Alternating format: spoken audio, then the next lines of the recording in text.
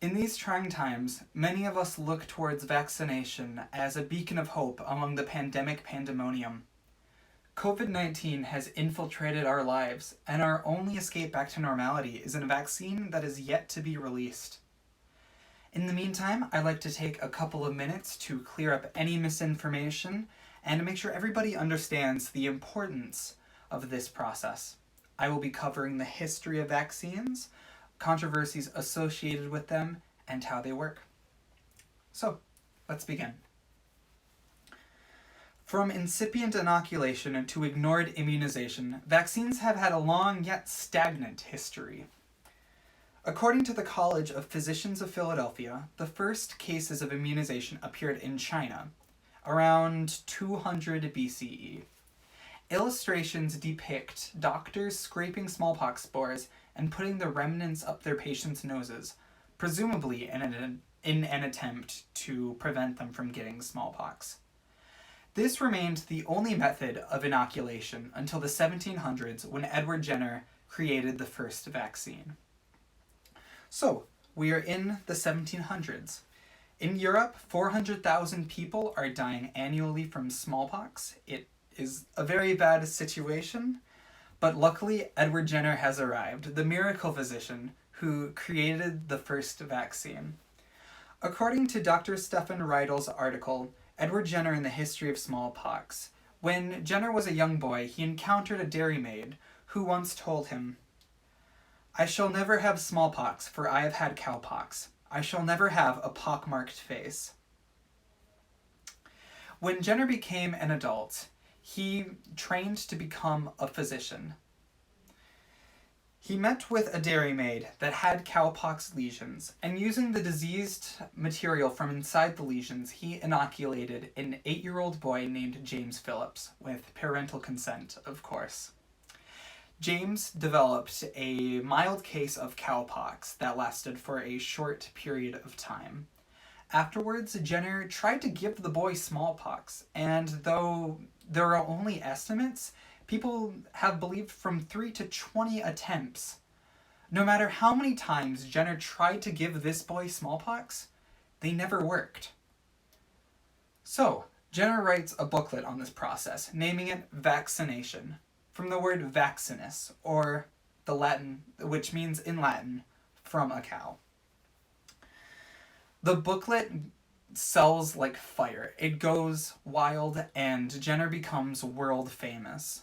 The United States adopts this process very quickly and is the first country to be declared smallpox-free in the late 1800s, and many countries soon followed suit.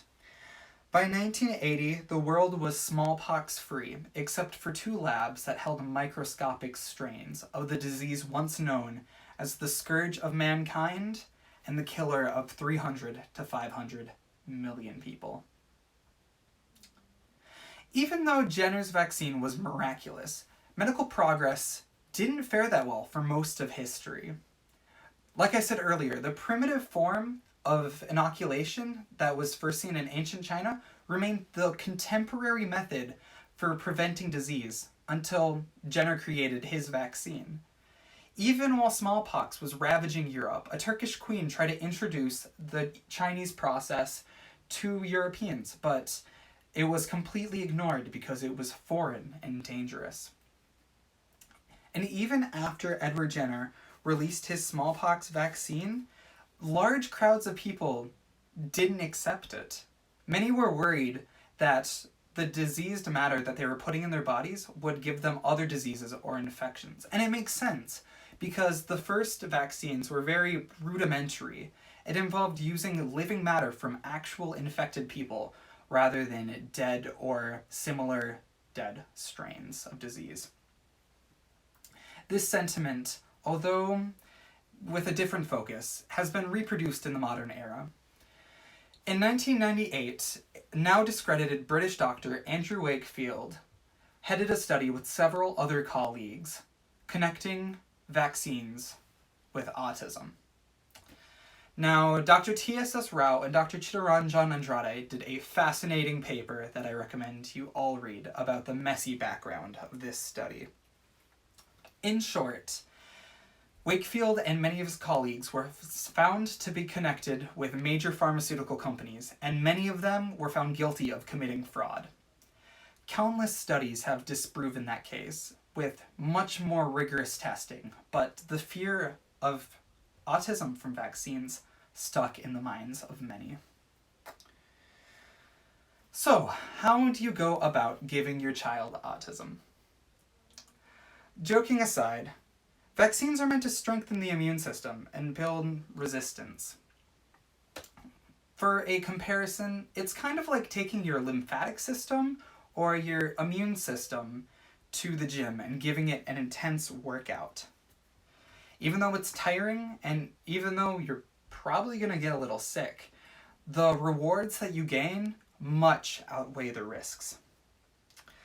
Public health states that dead virus or disease antigens are mixed with various chemicals to trick the body into producing lymphocytes or immune cells, which battle the disease, even though it's not actually there.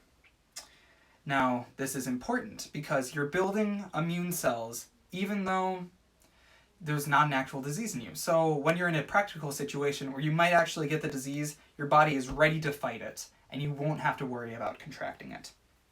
Now, because you are putting a disease in your body, side effects are common.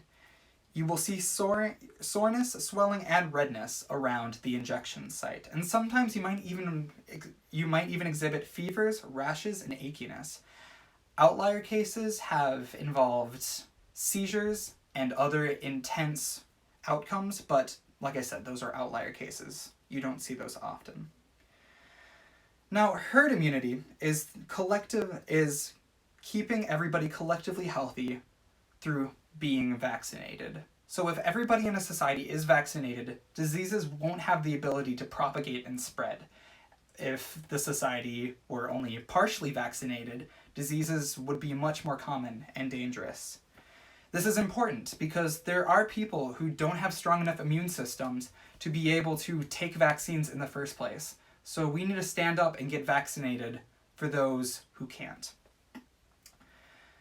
Now, in conclusion, immunization is one of the most important developments in human history. It's existed for over 2 millennia, but major developments did not happen until just a little over 2 centuries ago. Even then, it's seen pushback and ignorance hindering medical progress. But we are where we are today because Edward Jenner created the vaccine.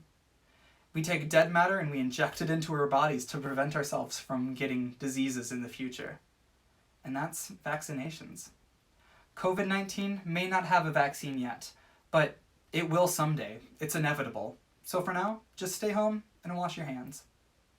Thank you for listening.